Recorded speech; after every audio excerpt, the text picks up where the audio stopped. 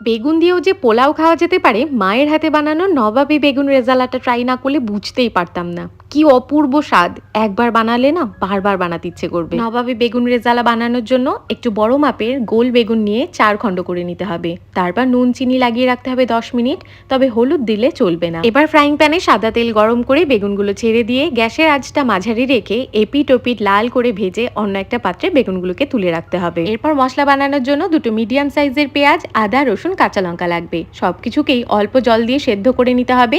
জলটা পরিমাণ মতন দিতে হবে যাতে সেদ্ধ করার পর এক্সেস জল না থাকে। তারপর এটাকে বেটে নিতে হবে। এরপর তেলে এলাচ, গোলমরিচ, তেজপাতা ফোড়নে দিয়ে বেটে রাখা মশলা, নুন, চিনি, ধনে জিরে গুঁড়ো আর ভাজা মশলা দিয়ে তেল ছাড়া পর্যন্ত কষিয়ে নিতে হবে।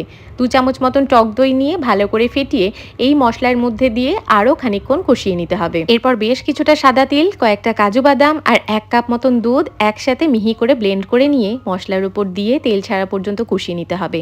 পর্যাপ্ত পরিমাণে জল দিয়ে ঢেকে ফুটিয়ে নিতে হবে 5 মিনিট। এরপর বেগুনগুলো গ্রেভির মধ্যে দিয়ে 2-3 মিনিট ঢেকে ভালো করে ফুটিয়ে নিতে হবে যাতে বেগুনটা একেবারে নরম হয়ে যায়। এরপর একটা ফ্রাইং প্যানে 2 চামচ ঘি গরম করে গোল করে কেটে রাখা পেঁয়াজ, শুকনো লঙ্কা মাখানা হালকা করে ভেজে নিয়ে এই রেজালার উপর দিয়ে ভালো করে নাড়িয়ে চাড়িয়ে ঢেকে রাখতে হবে। তারপর এটাকে সার্ভ করতে হবে ভাত কিংবা পোলাওয়ের সাথে, রুটি পরোটার সাথেও জমে যাবে। এটা না খেলে কেউ বুঝতেই পারবে না বেগুন দিয়েও পোলাও খেতে এতটা সুস্বাদু লাগে।